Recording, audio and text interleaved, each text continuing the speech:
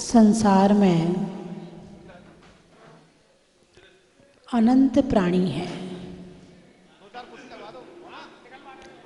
और सबको जीवन जीने का अधिकार है,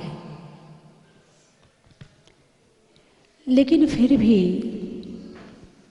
हर जीव दूसरे जीवों का जीवन छीनने के लिए तैयार खड़ा है। जीवो जीवति भक्षणम, जीव जीव का भक्षण कर रहा है। संसार में, संसार की बात कर रही हूँ, 90% और ज़्यादा ले ले तो 75% जीव मांसाहारी है, 25% शाकाहारी है। उन शाकाहारियों में भी जो 20% हैं वे जाने अनजाने ग्रहण करते हैं, और पूर्ण शाकाहारी यदि आप संख्या लो तो मुश्किल से 5% लोग होंगे जो शाकाहारी हैं।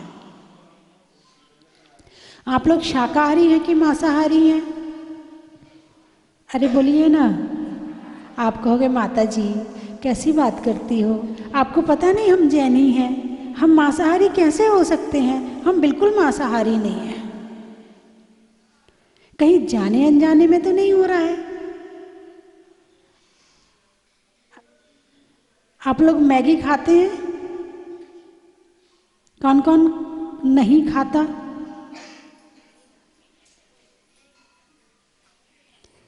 मैगी के मसाला में सूअर का मांस होता है। जो बच्चे हैं किटकैट की चॉकलेट खाते हो कि नहीं खाते हो? खाते हो ना किटकैट की चॉकलेट? हाथ उठाकर बताओ। हाँ, कुछ खाते हैं कुछ नहीं खाते हैं। बाजार का केक खाते हो? नहीं खाते हो? बाजार के केक में अंडा होता है, और वो पेस्ट्री बोलते ना, क्या बोलते हैं, पेस्ट्री बोलते ना, उसमें भी क्या होता है ये तो मुझे पता नहीं, लेकिन उसमें मांस का मिश्रण होता है, इतना मुझे पता है। शायद अंडा ही होता है ना? त्याग है कि नहीं आपका? यदि त्याग है तो आप शाकाहारी हुए, और त्याग नहीं है तो आप भले साक्षात नहीं खाते हो मगर अन्य रूप से तो ग्रहण कर ही लेते हो। तो आप भगवान महावीर के भक्त हुए कि नहीं हुए? अरे बोलिए ना, है या नहीं है? कौन कौन भक्त बैठा है? जो खाता है वो हाथ मत उठाना, क्योंकि आप भक्त हो ही नहीं सकते हो। जिस बात को भगवान महावीर ने मना किया है और उस काम को तुम करो तो तुम भक्त कहाँ हुए? उठाइए हाथ, कौन कौन भक्त हैं भगवान महावीर के, अब पता चल जाएगा। आपने हाथ नहीं उठाया? आप खाते हैं? आप नहीं ना? तो आप हाथ उठाओ ना। हाँ, अब ठीक है। अब एक बार अच्छे से देख लूँ, अच्छे से ऊपर हाथ उठाओ। हाँ, मैं पीछे तक देख रही हूँ। कुछ बच्चों ने हाथ नहीं उठाया है। आप लोग त्याग कीजिए, है ना? आज से जो मैंने चीज़ बताई है उनका त्याग कीजिए। और मांसाहार का त्याग करने से क्या होगा? जीवों की हिंसा बचेगी। एक तो हो गया कि मांसाहार का त्याग कर दिया। एक और तरीका है जो लोग, बहुत से लोग उसका उपयोग करते हैं। एक तो हुआ कि भाई खाने का त्याग, और एक हुआ पहनने का त्याग। समझ गए ना? चमड़े की चप्पल, जूते, बेल्ट, पर्स, ये सारी चीज़ें, ये भी भले आप मुंह से नहीं खा रहे हो लेकिन आपके शरीर को स्पर्श तो कर रही है। आपने किसी मूक पशु का चमड़ा आपने अपने शरीर पे धारण तो किया है, आपने पहना तो है वो चमड़ा, आपके घर में कहीं ना कहीं वो चमड़ा रखा तो हुआ है। आप भले शाकाहारी हो, लेकिन जूते चप्पल और बेल्ट के माध्यम से और बोन चाइना के बर्तनों के माध्यम से आपके घर में हड्डियां भी हैं और आपके घर में चमड़ा भी है।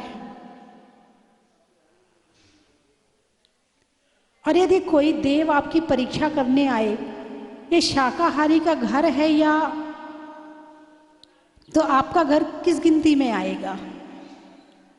अरे बोलिए ना, किस गिनती में आएगा? मांसाहारी की गिनती में आएगा, है ना। एक वीडियो मुझे किसी ने दिखाया था कि एक 3x3 की, बल्कि 2x2x3 की एक जगह, उसमें ऊपर उठने का एक दरवाज़ा, 3 की नहीं 5 की होगी, क्योंकि एक जानवर को खड़े होने के 5 फीट जगह चाहिए, 5-7 फीट उतनी जगह, और पीछे से एक दरवाज़ा जो ऊपर उठ जाता था और नीचे गिर जाता था। उसमें से एक गाय किसी ने धक्का मारा पीछे से, वो अंदर आई, वहाँ खड़ी थी। ऊपर से एक मशीन आई, उसने इतनी जोर से उसके सिर पर चोट मारी कि वो वहीं गिर गई, गिरने की जगह नहीं है और फिर भी वहीं गिर गई और सिर से खून बहने लगा। फिर मशीन ने एक धक्का उधर मारा कि वो उस साइड चली गई, फिर पीछे से फिर दूसरी गाय आई। पता ये किसके लिए मारा जा रहा है? कोई आपके लिए उस गाय को मारे तो क्या आपको अच्छा लगेगा? यदि आप जूते चप्पल बेल्ट पर्स आदि खरीदते हैं तो ये आपके लिए ही मारी जा रही है। आप कहोगे हमने मरवाया थोड़ी है, हमें तो मरा मराया मिल गया, हमने थोड़ी मरवाया। आप चमड़ा पहनना बंद कर दें तो दुकान में चमड़ा बिकना बंद हो जाएगा, और जब चमड़ा बिकना बंद हो जाएगा तो गाय भैंसों का मरना भी बंद हो जाएगा। आप भले एक जोड़ी चप्पल पहनते हो, एक जोड़ी जूते पहनते हो आप उसके, लेकिन आपको हजारों लाखों पशु को मारने का पाप लग रहा है। आप मार नहीं रहे हो, लेकिन आपने वो पहन लिया ना, आपने अनुमोदना कर ली, और अनुमोदना क्या करी? आपने उपयोग कर लिया उसका। मात्र इसके कारण से एक गाय का नहीं, हजारों लाखों गाय को मारने का पाप आपको लग रहा है। बंधुओं, संसार में अपनी अपनी रक्षा के लिए बहुत सारे जीवों को बहुत सारी चीज़ें मिली हुई हैं। जैसे गाय को सींग मिले हैं, यदि कोई उसे मारे तो वो क्या करती है? सींग हिलाती है। तुम मुझे मारोगे, मैं भी तुम्हें मारूंगी, है ना। कुछ जीव जंतु ऐसे हैं जिनके पास में डंक है। सांप, भागते हो दूर, अभी एक सांप यहाँ आ जाए सारे भाग जाएंगे। तुम उसे मारोगे नहीं, जैनी हो ना इसलिए नहीं मारोगे। लेकिन यदि कुछ लोग ऐसे भी हैं जो मार भी देते हैं, तो रक्षा किससे हो रही है? सांप की डंक के कारण, जहर के कारण। भीड़ड़ है, भीड़ड़ से आप आफत मोल नहीं लेते, दूर हट जाते हो, भाई कौन जानती तो है नहीं, अभी काट लेगी तो जहर और चढ़ जाएगा। किसी के पास थोड़ा जहर है, किसी के पास ज़्यादा जहर है। अब जैसे चींटी है, लाल चींटी, जब काटती है तो थोड़ी दूर की जगह सूज जाती है और खुजली उसमें होने लगती, थोड़ा जहर है।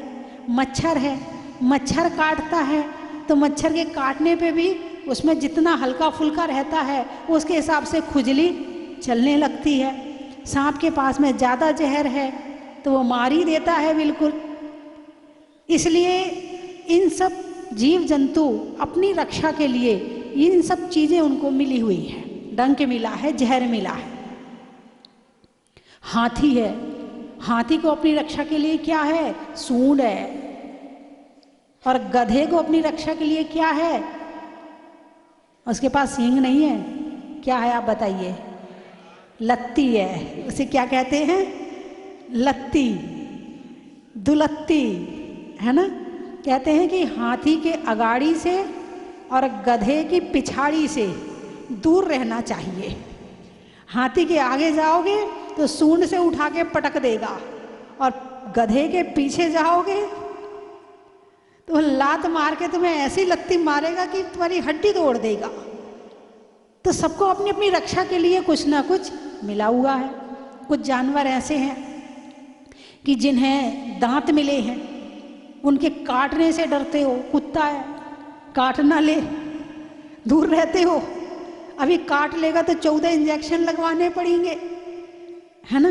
तो सबको कुछ ना कुछ मिला है, लेकिन मनुष्य के पास ना तो कुत्ते जैसे दांत हैं, शेर जैसे दांत हैं, ना शेर जैसी शक्ति है, ना हाथी जैसा बड़ा शरीर है, ना सांप जैसा जहर है, और ना गाय भैंस बैल आदि जैसे सींग हैं।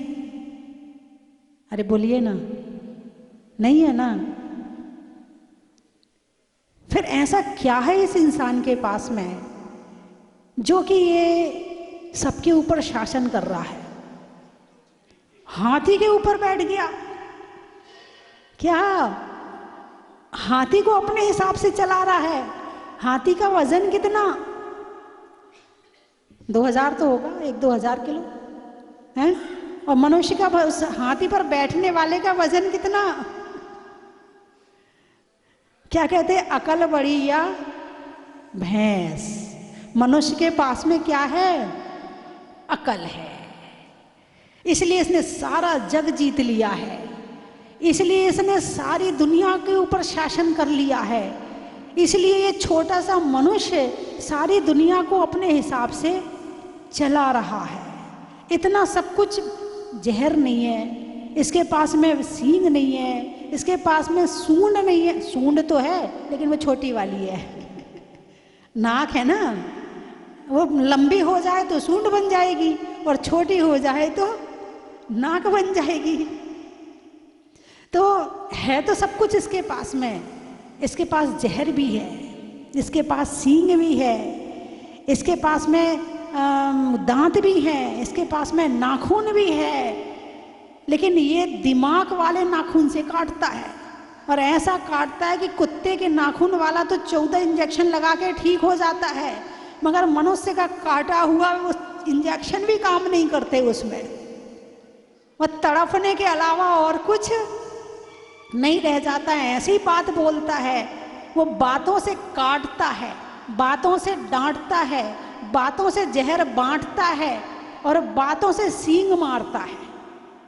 उसकी बातें तो क्या, आंखें ही बहुत कुछ काम कर देती हैं। तुम क्या कहते, हम उसके घर गए थे, वो तो टेढ़ी आंख से देख रहा था हमें। अब बताइए, आंख टेढ़ी है क्या? हैं? आंखें तो सीधी है ना। बोले उसकी नजर लग गई। नजर लगती है नहीं लगती है? कैसे लगती है नजर? दिखती नहीं है, लग जाती है।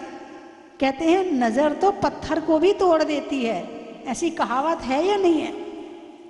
जब बच्चा 4 जगह खेल के आ जाए, 4 घरों में घूम के आ जाए, और फिर रोना शुरू कर दे, रोए जाए रोए जाए रोए जाए, फिर तुम क्या करते हो? अरे बोलिए ना, क्या लग गई? नजर लग गई। ऐसा जहर है आदमी के पास में कि दिखता है नहीं है और चढ़ जाता है। बोलिए हाँ या ना। आदमी सबसे खतरनाक, शेर से ज्यादा, सांप से ज्यादा, थोड़ा बेस बढ़ाना इसका, सांप से ज्यादा, सींग वालों से ज्यादा, सूंड वालों से ज्यादा, नाखून वालों से ज्यादा, और दुलत्ती वाले से ज्यादा। उसकी दुलत्ती तो शरीर में लगती है, इसकी दुलत्ती तो सीधे हृदय में लगती है। और ये समझता भी नहीं है, कष्ट भी देता है और समझता भी नहीं है। जब इसके ऊपर कष्ट आता है ना, तब उसे पता चलता है कि सामने वाले का कष्ट क्या होता है। कहते हैं जिसकी फटी ना बीमाई, वो क्या जाने पीर पर आई। खूब डंडा मारते हो किसको? जिनके यहाँ गाय भैंस होते हैं, खूब डंडा मारते हैं। घर में लड़ाई हो जाए, झगड़ा हो जाए, और जिससे झगड़ा हुआ उसको कुछ ना कह पाए, फिर डंडा किसको पड़ता है? उन गाय भैंसों को पड़ता है। जरा डंडा खा के देखो कि डंडे की चोट क्या होती है, तो पता चलेगा कि गाय भैंस को डंडा मारने में उन्हें कितना कष्ट होता है। तुम जब किसी पर गुस्सा करते हो तो तुम्हें बड़ा अच्छा लगता है, अच्छी फीलिंग आती है, अच्छी सुनाई मैंने तो उसको, क्या कहते हो बाद में बड़े अहंकार में आके क्या कहते, अच्छी सुनाई मैंने तो उसे। और कोई तुम पर क्रोध करे तो कैसा लगता है? अरे बोलिए ना, हैं? जैसा हम दूसरों से चाहते हैं वैसा व्यवहार हम दूसरों के साथ करें तो संसार में स्वर्ग आ जाएगा, स्वर्ग उतर आएगा। लेकिन ये बुद्धिमान मनुष्य, इसको बुद्धि तो मिल गई मगर इसको सदुपयोग करने की ताकत नहीं मिली। दुनिया की यदि सबसे ज़्यादा कीमती चीज़ कोई है तो वो है दिमाग, बुद्धि, ज्ञान। यदि ज्ञान का सबसे ज़्यादा सदुपयोग कोई कर सकता है तो उसका नाम है मनुष्य। ना हाथी कर सकता है, ना बंदर कर सकता है, कोई नहीं कर सकता है। अब कपड़ा है, कपड़े का सदुपयोग कौन कर रहा है? मनुष्य कर रहा है। जब ये बंदर तुम्हारे छत से कपड़ा उठा के ले जाते हैं तो इतनी ठंड में भी क्या उस कपड़े का सदुपयोग कर पाते हैं? फाड़ देते हैं। क्या करते हैं? फाड़ देते हैं। ठंड हो रही है, किसी को आप कपड़ा दोगे, शॉल दोगे, वो ओढ़ेगा, और बंदर उठा के ले जाएगा, फाड़ देगा। क्यों? क्योंकि बुद्धि फाड़ने की तो मिली है, सदुपयोग करने की नहीं मिली है। ऐसा नहीं कि उनके पास में दिमाग नहीं है, पंचेंद्रिय पशुओं के पास में दिमाग होता है। अभी परसों जब मैं बिहार करके आ रही थी तब मैंने देखा एक गाय खड़ी है, सुबह सुबह धूप में खड़ी है। और धूप में कैसे खड़ी है? बिल्कुल सूरज की तरफ आड़ी होके खड़ी है कि शरीर, पूरे शरीर पर धूप पड़े। ऐसी नहीं खड़ी कि ऐसी खड़ी हो जाए तो पीछे से धूप आ रही है, नहीं, आड़ी खड़ी है कि धूप पूरी मिलनी चाहिए। जरा सा डंडा देखते हैं तो भागना शुरू कर देते हैं। ज्ञान है तभी तो भाग रहे। इतना पता है कि डंडा मारेंगे तो कष्ट होगा, धूप मिलेगी तो सुख मिलेगा, सब्जी खाऊंगी तो ज़्यादा स्वाद आएगा, घास खाऊंगी तो कम स्वाद आएगा। इतना तो ज्ञान पशुओं को भी है, लेकिन जितना मनुष्य को हो उतना पशुओं को नहीं है। पशु ज्ञान का सदुपयोग नहीं कर पाते हैं। पशु केवल शरीर को सुखी रखने तक ही थोड़ा बहुत कर पाते हैं, इससे ज़्यादा नहीं कर पाते। भाई सर्दी आई है तो धूप में बैठ लो, गर्मी आई है तो छाया में बैठ लो। आपने कुत्तों को देखा है, धूप में पड़े रहते हैं सर्दियों में, और छाया में जब गर्मी आती है तब जमीन खोद खोद के ठंडी जमीन के अंदर घुसने का प्रयास करते हैं। अभी आप पता नहीं आपने ध्यान दिया कि नहीं दिया, यानी जब गर्मी आती है तो जिनके यहाँ वो फूल लगे होते हैं, कच्ची मिट्टी होती है, वहाँ कुत्ते जमीन खोदते हैं और उसके अंदर बैठते हैं। इतना ज्ञान है, जमीन खोद कर बैठेंगे तो ठंडक मिलेगी। इतना ज्ञान तो आपको भी है। एसी चलाएंगे, कूलर चलाएंगे तो ठंडक मिलेगी, पंखा चलाएंगे तो ठंडक मिलेगी। और ये ज्ञान पशुओं को भी है। अभी ज्ञान में ज़्यादा अंतर नहीं आया। ये ज्ञान उनको भी है कि धूप में बैठेंगे तो शरीर को आराम मिलेगा, गर्म हो जाएगा शरीर। ये ज्ञान मनुष्य को भी है कि सर्दी बहुत लग रही है, चलो छत पर चलते हैं, है ना। जब कोई तुम उन पर वार करे तो वो भी लड़ने तैयार हो जाते हैं। कोई तुम पर वार करे, अरे बोलिए ना, नहीं होते हो तो मत बोलो, होते हो तो ही बोलना है। जब तुमसे कोई लड़े तो तुम भी चुप नहीं बैठते हो। वो सींग से लड़ते हैं, तुम बातों से लड़ते हो। यही है ना। कभी सींग वालों को लड़ते देखा आपने? और एक और चीज है, जो चिड़िया है, कौआ है, कबूतर है, चील है, इनको भी अपनी रक्षा के लिए चोंच मिली है। क्या मिली है? चोंच। जब इनको गुस्सा आता है ना, ये भी खूब लड़ते हैं। किससे लड़ते हैं? चोंच से लड़ते हैं। बंदरों को भी तो देखा होगा, बंदर तो बहुत हैं आपके यहाँ। बंदरों को लड़ते देखा कभी आपने? बंदर कैसे लड़ते हैं? पहले तो गुर्राते हैं, ओ बंदर की घुड़की, और उसके बाद जब उससे बात नहीं बनती है फिर, और जैसे कि इनका मोहल्ला बटा होगा, आपने ध्यान दिया हो, जैसे तुम्हारे मोहल्ले होते हैं ना, कि एक मोहल्ले का पारिषद, इस जिले का विधायक, इस स्टेट का, ऐसे इनके भी मोहल्ले बटे होते हैं। अब इनने मकान तो बनाए नहीं, आपने छत बनाई है ना, ये छत बांट लेते हैं कि इतनी छत मेरी और इतनी छत तेरी। अब कोई दूसरी छत पे आ तो जाए, और कोई आएगा तो खूना खून कर देते हैं, आपने देखा होगा। और कई बार तो बंदर इतना लड़ते हैं कि ट्रैफिक जाम हो जाता है ना। लड़ने का ज्ञान पशुओं में भी है, पक्षियों में भी है। जब चोंच से लड़ते हैं ना, एक दूसरे की चोंच को चुभाते हैं एक दूसरे पर, चिड़िया, कबूतर, ये भी लड़ते हैं, और ये लड़ते हैं चोंच से।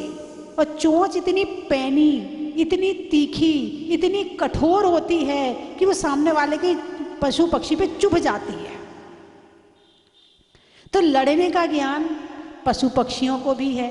प्रेम करने का ज्ञान है या नहीं है पशु पक्षी में? बिल्कुल है। एक कबूतर जब अंडा देता है तो उसी पे बैठा रहता है, उससे उसका संरक्षण होता है, उससे उसको गर्माहट मिलती है, उससे जब वो अंडा बड़ा होता है, उसमें उसका चूजा बड़ा होता है, फिर उसमें से वो निकल के आता है। ये ज्ञान एक कबूतर को भी है कि अब मैंने अंडा दिया है या अंडा देने का समय आया है, तो चलो वहाँ पर कुछ तिनके इकट्ठे कर लेते हैं। फिर वो चोंच से ला ला के तिनके इकट्ठे करते हैं, फिर उसमें अंडा देते हैं, फिर उसके ऊपर बैठ करके उसको गर्म रखते हैं और समय आने पर छोड़ देते हैं, फिर उसमें से बच्चा निकलता है। फिर वे उसे प्यार करते हैं, उसे दाना ला ला के खिलाते हैं। यानी प्रेम करने का ज्ञान पशु पक्षियों में भी है। हर पशु पक्षी अपने बच्चे को प्यार करता है। बच्चा प्यार करे ये कोई ज़रूरी नहीं है। जब तक उसके पंख में उड़ने की ताकत नहीं होती है, उसकी माँ लाला के चोंच में उसे दाना डालती है, खिलाती है, बड़ा करती है, और जैसे ही वो उड़ने लायक होता है। एक बार मैंने देखा कि 2 गाय बंधी हुई थी, तो मालिक ने लाके दोनों के सामने घास डाल दी। अब इधर देखा कि एक ने अपनी घास तो खाई नहीं, पड़ोस वाले की घास खाने लगी वो गाय, और फिर उसके बाद उसकी घास जब खत्म हो गई तो फिर अपनी घास खाने लगी। तो पड़ोस वाली गाय ने सोचा, बिल्कुल प्रैक्टिकल देखी हुई बात बता रही हूँ, कि चल इसने मेरी घास खाई, मैं भी इसकी खा लूँ। अब वो उसे सींग मार रही, हट मैं नहीं खिलाऊंगी। ऐसा मनुष्य करते हैं कि नहीं करते? दूसरे का हिस्सा छीनते हैं कि नहीं छीनते? दूसरे के हिस्से पर कब्जा करते हैं कि नहीं करते हैं? अपने पर तो है ही है, दूसरे पर भी कर लेते हैं। ऐसा पशु भी करते हैं। इसका मतलब पशु में और मनुष्य में कोई अंतर नहीं है ना? जो मैंने सारी बातें बताई पशुओं में भी है और मनुष्यों में भी है। अब मनुष्य में और पशु पक्षी में अंतर क्या है? वो भी अपना परिवार जानते हैं, तुम भी अपना परिवार जानते हो। तुम कमाई करके खिला देते, वो बिना कमाई करे कि खिलाते हैं। उन्हें कमाई करने की भी ज़रूरत नहीं है। अभी मुझे बता रहे थे एक दिन, बोले यहाँ पास में हम तो 2 कुंटल केला लेके जाते हैं बंदरों के लिए। मतलब ध्यान तो रखते हैं मूक पशुओं का, उनका पेट कैसे भरेगा, उन्हें भी खिलाने की भावना रहती है। तो मैं ये बताना चाहती हूँ कि पशुओं के पास जो सींग आदि है रक्षा के लिए, मनुष्य के पास नहीं है, फिर भी ये अपनी रक्षा कर लेता है। उनके पास कोई हथियार नहीं है पशुओं के पास, लेकिन मनुष्य के पास, अरे बोलिए ना, हथियार है या नहीं है? आज कितने हथियारों का निर्माण हो रहा है, इतने हथियार बनाए जा चुके हैं कि यदि इस धरती को 7 बार नष्ट किया जाए तो नष्ट हो सकती है, इतने अणुबम बनाए जा चुके हैं। इस धरती पर इतने अणुबम हैं कि पूरे विश्व को 7 बार नष्ट किया जा सकता है। हालांकि एक बार नष्ट हो जाएगा तो दोबारा कुछ बचेगा ही नहीं, लेकिन फिर भी बुद्धिमान प्राणी है, ज्ञानी प्राणी है, एक दूसरे की रक्षा का भाव है, एक दूसरे के कष्ट को समझता है, इसीलिए कष्ट कम देता है। और यदि ज़्यादा देता है, इसका मतलब ये है कि अपने ज्ञान का दुरुपयोग कर रहे हैं, सदुपयोग नहीं कर रहे हैं। जीवन में यदि सबसे कीमती कोई चीज़ है तो उसका नाम है दिमाग, उसका नाम है बुद्धि, उसका नाम है ज्ञान की जागृति। और इस ज्ञान की जागृति से हम बहुत कुछ उपलब्ध कर सकते हैं। इसका सदुपयोग भी हो सकता है और इसका दुरुपयोग भी हो सकता है।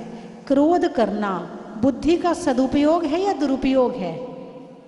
अरे बोलिए ना, सदुपयोग है? जोर से बोलिए ना। अच्छा, आप जानते हैं, क्या बात है, फिर तो सारे ज्ञानी हैं यहाँ पर। फिर प्रवचन आगे सुनाओ, रहने दो। जब आप जानते हैं तो फिर बताने की तो जरूरत नहीं होगी। दूसरों का अपमान करना सदुपयोग है या दुरुपयोग? दुरुपयोग। अच्छा, मायाचारी करना सदुपयोग है कि दुरुपयोग? और अभिमान करना सदुपयोग है कि दुरुपयोग? मांसाहार करना सदुपयोग है कि दुरुपयोग? दाल में काला है, जोर से नहीं बोल पा रहे, दाल में काला है। आज जब इस धर्मशाला से बाहर निकलो तो पूर्ण शाकाहारी बन के निकलना यहाँ से, कि भगवान अब तक जो किया उसके लिए हमें क्षमा करें और आगे से हम ऐसी वस्तुओं का प्रयोग नहीं करेंगे। आपकी भावना है ऐसी? ये चाइना शब्द इसलिए लिखे, ये बनते तो भारत में हैं, ये विदेश में नहीं बनते हैं, ये बनते भारत में ही है। मुझे स्थान का नाम भी पता है कि कहाँ बनते हैं। ये चाइना लिखना इसलिए ज़रूरी है, पहली बात तो ये, यदि भारत लिख देंगे तो तुम खरीदोगे नहीं, तुम्हें विदेश की चीज़ें बहुत अच्छी लगती, और चाइना लिख देंगे तो जल्दी खरीद लेंगे। पहली बात तो ये। दूसरी बात ये है कि जहाँ की टेक्निक होती है वहाँ का नाम लिखना ज़रूरी होता है, इसलिए इसमें बॉर्न चाइना लिखा जाता है। और आपको ये लोग जो है ना बुद्धू नहीं बना रहे हैं, पढ़े लिखे लोग हो आप, आपको लिख के दे रहे हैं कि बॉर्न चाइना यानी हड्डियों के बर्तन है। आपसे झूठ नहीं बोल रहे हैं, आपको गुमराह नहीं किया है, स्पष्ट लिखा है बॉर्न चाइना यानी हड्डियों के बर्तन। पहले चांदी सोने के बर्तन में खाना खाते थे, फिर पीतल गिलट आ गया, फिर लोहा आ गया, और अब हड्डियों के बर्तन आ गए। तो कम से कम इस निकृष्ट चीज को छोड़ना चाहिए। अपने घर में हड्डियां नहीं, यानी जिसके घर में हड्डियां हो वो लोग चौका नहीं लगा सकते। जिसके घर में बॉर्न चाइना के बर्तन हो उनको चौका नहीं लगाना चाहिए। यदि चौका लगाना है तो हड्डियों के बर्तन घर से बाहर निकालना चाहिए। इस ज्ञान का, इस बुद्धि का सदुपयोग करें तो ये जीवन सार्थक होगा। बाकी चर्चा कल करूँगी, समय हो रहा है। चलिए, मैं 3 चीज़ें बोलूँगी, आपको कहना बड़ा ही महत्व है। स्कूल में कक्षा का, होने में रक्षा का, और मनुष्य की अपनी सुरक्षा का, सुधरने में भाव का, मनुष्यों के प्रभाव का, और पशु पक्षियों के स्वभाव का, पर्वत पर चढ़ने का, कढ़ाई में कढ़ने का, और पशुओं जैसे नहीं लड़ने का, गाने में सुर का, नृत्य में नूपुर का, और आने वालों में धौलपुर का, त्रियंचों में बिल्ली का, डंडा में गिल्ली का और आने वालों में दिल्ली का। रिश्तों में ससुर का, देवों में असुर का और आने वालों में जयपुर का। और कहाँ से आए?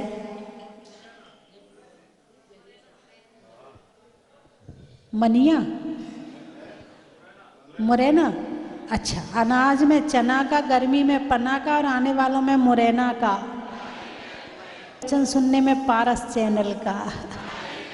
सुनते हो ना आप लोग? कौन कौन सुनता है?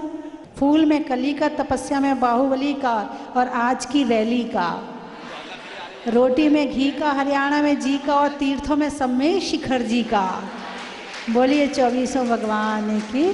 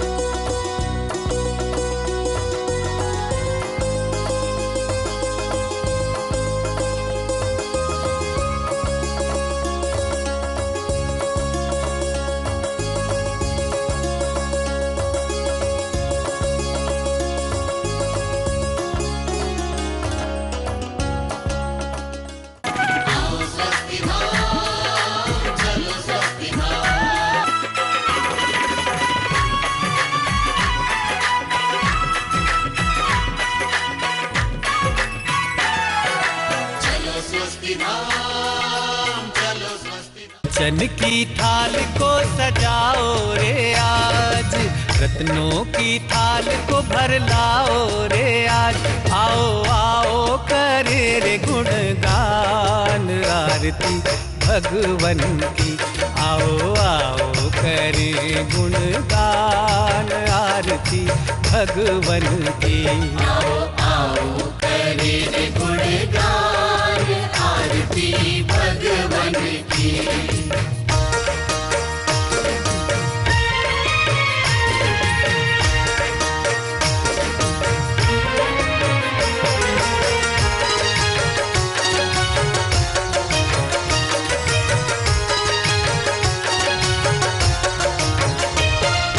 पिता सुमित्र के राज दुलारे, माँ पद्मा जी के नैनों के तारे। पिता सुमित्र के राज दुलारे, माँ पद्मा जी के नैनों के तारे। राजगृही में जन्म लियो आप, राजगृही में जन्म लियो आप। आओ आओ मनाए खुशी आज आरती भगवन की। आओ आओ करे गुणगान आरती भगवन की। आओ आओ करे गुणगान आरती भगवन की। परम विदुषी लेखिका गणिनी आरिका रत्न श्री 105 स्वस्ति भूषण माता जी, जिन्होंने मात्र 20 वर्ष में 100 से भी अधिक किताबें लिखकर जैन समाज को अनूठा योगदान दिया है। बड़े बड़े विधान जैसे कल्पद्रुम महामंडल विधान, सिद्ध चक्र महामंडल विधान, इंद्रध्वज महामंडल विधान एवं विशेष जिनपद, पूजांजलि आदि महत्वपूर्ण साहित्य बहुत ही सरल व सुबोध शैली में लिखे हैं, जिसमें गद्य एवं पद्य साहित्य भी समाहित है। इन महान साहित्यों को पढ़कर आप भी अपने ज्ञान का विकास कर सकते हैं। साहित्य प्राप्त करने हेतु आज ही संपर्क करें। संपर्क सूत्र 7906062500 9868345768।